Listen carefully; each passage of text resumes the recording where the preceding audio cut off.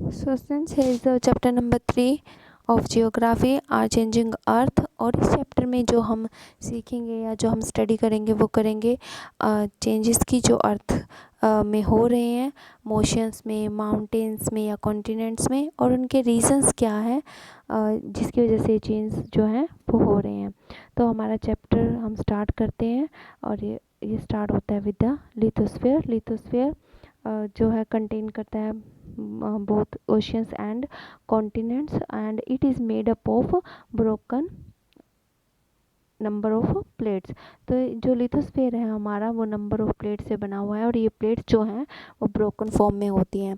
तो ये जो प्लेट्स होती हैं ये कंटिन्यूसली मूव करती रहती हैं इनसाइड द अर्थ, बट ये जो मूवमेंट होती है दैट इज़ वेरी स्लो, बहुत ही स्लो होती है। हम ये कह सकते हैं कि just a few millimetres every year, कि हर ईयर एवरी ईयर ये सिर्फ कुछ मिलीमीटर्स ही मूव करती हैं, जिसका हमें बिल्कुल भी पता ही नहीं चलता। तो ये जो मोमेंट्स होती हैं इनसाइड द अर्थ, इसकी वजह से जो मोल्टन मैग्मा है, जो पिघला हुआ मैग्मा होता है इनसाइड द अर्थ, अर्थ के इनसाइड में, जैसे कोर जो होता है जहाँ पे टेम्परेचर बहुत ज़्यादा है, तो वहाँ पे जो भी चीज़ें वो सब क्या है, वहाँ पे मैग्मा है वो कैसा है, पिघला हुआ है, मोल्टन है। तो मोल्टन मैग्मा जो है इन्हीं मोमेंट्स की वजह से वो भी मूवमेंट करता है, but in a circular manner.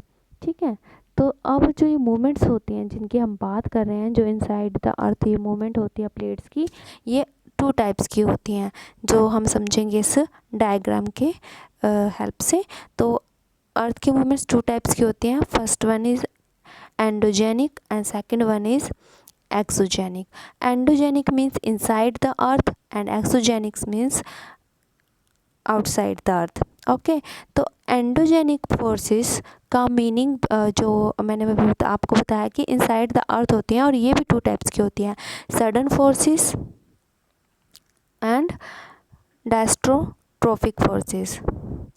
ठीक है, sudden forces and diastrophic forces. तो सडन फोर्सेस की वजह से जो है अर्थक्वेक, वोल्केनो और लैंडस्लाइड्स जो हम देखते हैं हम वो होते हैं, और जो दूसरे जो होते हैं डायस्ट्रोफिक फोर्सेस, इनकी वजह से जो माउंटेन्स बिल्ट होती हैं वो इन फोर्सेस की वजह से होते हैं। अब जो एक्सोजेनिक फोर्सेस है, एक्सोजेनिक फोर्सेस में क्या आ जाएगा, एरिजोनल एंड डेपोजिशनल।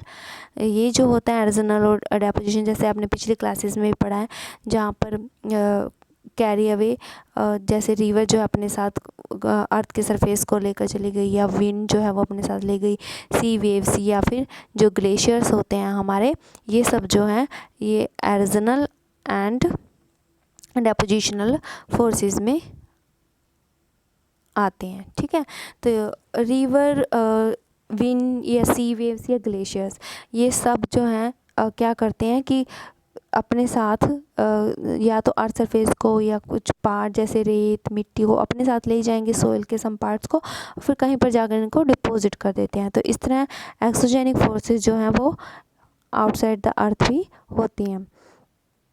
अब जो हम कहते हैं कि सडन मूवमेंट्स की वजह से अर्थक्वेक्स और वोल्केनो आते हैं, जिसकी वजह से बहुत सारा डिस्ट्रक्शन भी होता है अर्थ के सरफेस पर, जबकि यह होती इनसाइड द अर्थ है। इसको हम समझेंगे, एक ये जो हमारा डायग्राम दिया हुआ है वोल्केनो का। वोल्केनो क्या होता है, volcano is a vent in the earth crust. Earth की क्रस्ट में एक वेंट है, एक ओपनिंग है, जहाँ से मोल्टन मटेरियल जो है वो बाहर निकलता है। जैसे आप यहाँ पर देख सकते हो कि कोर जो है, कोर कैसा होता है, कोर में टेम्परेचर जो है इनसाइड द अर्थ बहुत हाई होता है, और यहाँ पर सब कुछ पिघला हुआ है, मैग्मा। तो मैग्मा है कोर, मेंटल क्रस्ट जो है, क्रस्ट में हमारा वेंट आ जाता है, और उसी के ऊपर क्रेटर्स होते हैं जहाँ से गैसेस एंड ऐश जो है बाहर निकलते हैं। जब मैग्मा जो है बाहर निकलता है तो वो बन जाता है लावा आफ्टर कूलिंग डाउन। तो इस तरह वोल्केनोज अकर होते हैं। वोल्केनो जो हैं लिथोस्फेरिक मूवमेंट से ही होते हैं सरफेस ऑफ द अर्थ। तो इसी तरह जब अर्थ की सरफेस जो है वो वाइब्रेट करती है, तो ये वाइब्रेशन जो है वो all around the earth he travel करती है। तो वाइब्रेशन होना अर्थ का, जब हर अर्थ जो है वो कंपन करती है, एक तरह से हिलती है, तो वो उसको हम बोलते हैं अर्थक्वेक। तो जो प्लेसेस होती हैं अर्थ के क्रस्ट पर, जहाँ से स्टार्ट होता है अर्थक्वेक जहाँ से स्टार्ट होगा उस प्लेस को हम बोलते हैं फोकस, ठीक है। और उस फोकस के बिल्कुल ऊपर का जो क्रस्ट में जगह होती है, बिल्कुल फोकस के जस्ट ऊपर, तो उसको हम बोलते हैं एपी सेंटर, ठीक है। तो वाइब्रेशन जो है वो ट्रैवल करती है outwards from the epicentre as waves. Vibration जो ट्रैवल करेंगी वो कैसे करेंगी, फ्रॉम द एपी सेंटर से एक वेव्स की तरह वो ट्रैवल करती हैं। और सबसे ज़्यादा जो डैमेज होता है वो एपी सेंटर पर होता है। और जो स्ट्रेंथ होती है अर्थक्वेक की, वो जैसे जैसे वो एपी सेंटर से दूर होते जाएंगे वेव्स, वो कम होती चली जाएंगी, जैसे आप इस डायग्राम में देख सकते हो। ओरिजिन ऑफ अर्थक्वेक, तो यहाँ पर क्या है, फोकस, जहाँ से अर्थक्वेक जो है वो स्टार्ट होता है। और इसके जस्ट ऊपर यहाँ पर ये हमारा है एपी सेंटर। अब एपी सेंटर से बाहर की तरफ जो है वो वेव्स ट्रैवल करती हैं। अब ये जो वेव्स ट्रैवल कर रही हैं, तो जहाँ पर एपी सेंटर है वहाँ पर जो स्ट्रेंथ होती है अर्थक्वेक की वो सबसे ज़्यादा होती है। और जैसे जैसे इससे हम दूर जाते जाएंगे तो अर्थक्वेक की जो स्ट्रेंथ होती है वो भी कम जब होती चली जाती है। इसलिए सबसे ज़्यादा जो डैमेज होता है वो एपी सेंटर पर होता है, क्योंकि उसके बाद जो पावर है अर्थक्वेक की वो कम होती चली जाती है। क्लियर। अब जो अर्थक्वेक है वो उसको प्रेडिक्ट नहीं किया जा सकता, लेकिन हम उसके जो उसका इम्पैक्ट होता है, जो उसका परिणाम होते हैं, जो उसके प्रभाव होता है, उसको हम कम कर सकते हैं। तो उसके लिए हमें पहले से ही प्रिपेयर होना चाहिए। तो अर्थक्वेक के प्रेडिक्शन के कुछ मेथड्स जो हैं वो लोगों ने उसको स्टडी कर कर निकाले हैं या अडेप्ट किए हैं। जैसे कि अगर कुछ एनिमल्स बिहेवियर को अगर ऑब्ज़र्व कर रहे हैं तो उससे पता चल सकता है कि अर्थक्वेक आने वाला है। जैसे कुछ लोग जो है फ़िश जो होती हैं पॉन्ड्स में वो एगिटेट करना शुरू कर देती हैं, या जो स्नेक्स होते हैं वो सरफेस पर आ जाते हैं। तो इस तरह कुछ ये इंडिकेशन है जिसकी वजह से पहचाना जा सकता है कि अर्थक्वेक आने वाला है। तो अर्थक्वेक की केस स्टडी में यहाँ पर आपको भुज का एग्जांपल दिया है, जो एक बहुत ही बड़ा डिस्ट्रक्शन किया था इन 2001 में 26 जनवरी में।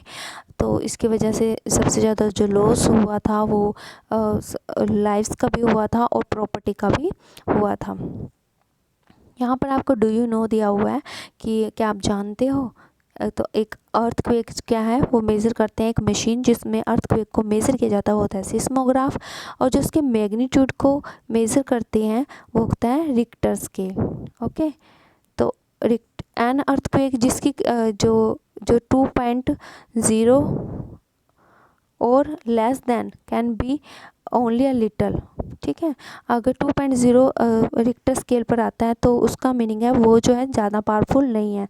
अगर जो अर्थक्वेक है वो 5.0 होता है तो उसका वो डैमेज कर सकता है फ्रॉम थिंग्स फॉलिंग। एंड अगर जो है 6 या 6 से हाई होता है तो वो तो स्ट्रॉन्ग माना जाता है। और अगर 7 मैग्नीट्यूड का भी कोई रिक्टर स्केल पे मेज़र होता है कोई अर्थक्वेक, तो वो जो है मेजर अर्थक्वेक उसको बोलते हैं, ठीक है।